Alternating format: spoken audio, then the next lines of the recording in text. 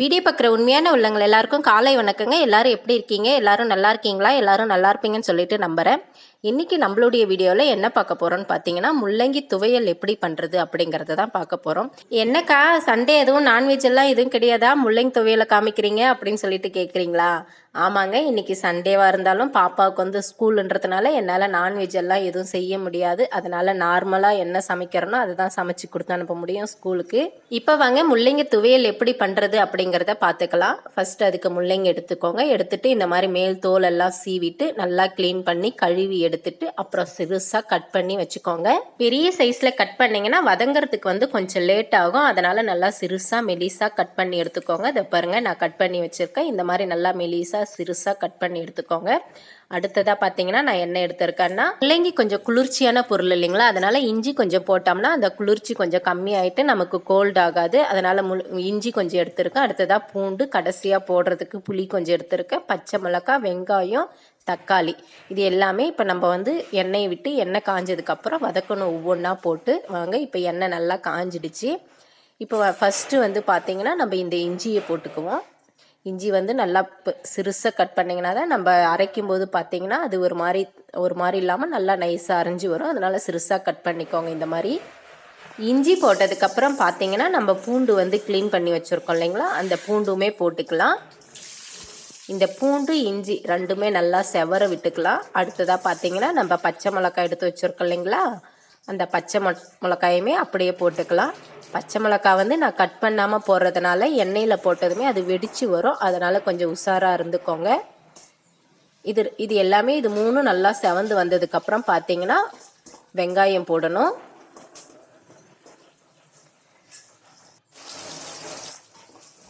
இப்போ பாருங்கள், இது நல்லா ஓரளவுக்கு செவந்து வருது.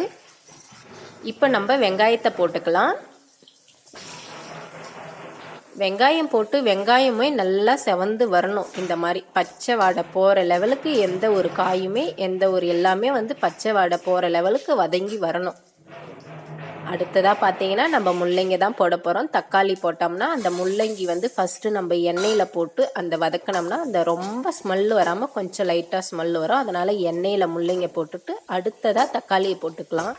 ஃபஸ்ட்டு முள்ளங்கி கொஞ்சம் நேரம் எண்ணெயில் வணங்கட்டும், அப்புறமா தக்காளியை போட்டுக்கலாம். நம்ம பாருங்க, இப்போ லைட்டாக கலர் சேஞ்ச் ஆகுது. இப்போ வந்து நம்ம தக்காளியை போட்டுக்கலாம்.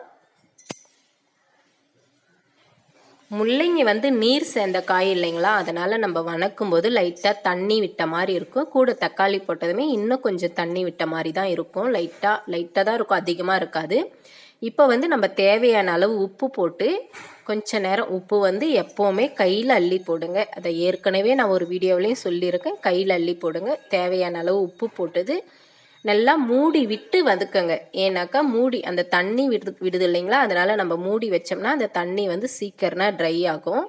இந்த மாதிரி கொஞ்ச நேரம் மூடி வச்சு அதுக்கப்புறமா எடுத்து அப்புறமா இந்த மாதிரி வதக்கிக்கோங்க நல்லா. இப்போ இந்த தக்காளி அடுத்து இந்த முள்ளங்கி ரெண்டுமே நல்லா கலர் சேஞ்ச் ஆகி வதங்கி வரணும். அந்த அளவுக்கு நல்லா வதக்கிக்கோங்க.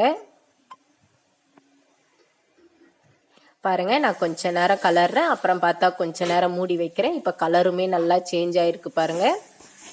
இந்த மாதிரி நல்லா கலர் சேஞ்ச் ஆகி நல்லா வணங்கி வந்ததுக்கு அப்புறம் பார்த்தீங்கன்னா நம்ம மிக்சிலேயோ இல்லை கல்லுலேயோ வச்சு துவையெல்லாம் அரைச்சி எடுக்கணும். இப்போ லாஸ்ட்டாக நம்ம போட வேண்டிய புளியுமே போட்டுக்கலாம். போட்டு ஒரு 2 கிளறி விட்டு நம்ம அடுப்பை வந்து ஆஃப் பண்ணிக்கலாம். நான் பார்த்தீங்கன்னா எனக்கு கல்லுலெல்லாம் அரைக்கிறதுக்கு டைமும் இல்லை, எனக்கு அரைக்கவும் சரியாக தெரியாது. அதனால் நான் மிக்சியில் போட்டு இந்த மாதிரி எப்போவுமே எந்த துவையல் எது அரைச்சாலுமே மிக்சியில் தான் போட்டு அரைச்சி எடுப்பேன். இப்போ துவையல் அரைச்சி எடுத்தாச்சு. இப்போ சின்னதாக ஒரு தாளிப்பு தான் கொடுக்க போகிறோம். இதை வந்து தாளித்து விட்டு கொஞ்ச நேரம் நல்லா ட்ரை ஆக விடணும். அப்போ தான் வந்து அந்த ஸ்மெல்லெல்லாம் போயிட்டு நல்லா டேஸ்ட்டு கொடுக்கும்.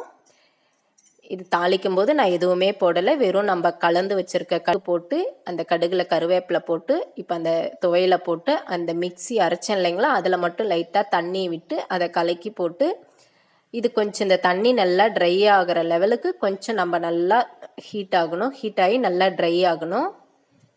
அவ்வளோதாங்க. இப்போ முள்ளங்கி துவையல் ரெடி ஆயிடுச்சு. பாருங்கள், பார்க்குறதுக்கே எவ்வளோ ஒரு கலர்ஃபுல்லாக இருக்குது. மத்தியானம் நம்ம வீட்டில் லஞ்சுக்கு பார்த்தீங்கன்னா சாப்பாடு, அது கூட பார்த்தீங்கன்னா முள்ளங்கி துவையல் கூட வந்து பார்த்தீங்கன்னா போட்டியை தான் நான் வந்து எண்ணெயில் போட்டு எடுத்து வச்சுருக்கேன். என்னுடைய வீடியோவை இப்போ தான் ஃபஸ்ட் டைம் பார்க்குறவங்களா இருந்தால் என்னுடைய சேனலை சப்ஸ்கிரைப் பண்ணி வச்சுட்டு வீடியோவை பாருங்கள். என்னுடைய வீடியோ எப்படி இருக்குன்னு சொல்லிட்டு என்னுடைய கமெண்ட் பாக்ஸில் ஒரு கமெண்ட் பண்ணிவிடுங்க. என்னுடைய வீடியோ பிடிச்சிருந்தா லைக் பண்ணுங்கள், ஷேர் பண்ணுங்கள், கமெண்ட் பண்ணுங்கள். மறக்காமல் முதல்ல சப்ஸ்கிரைப் பண்ணி வச்சுட்டு அப்புறமா வீடியோவை பாருங்கள்.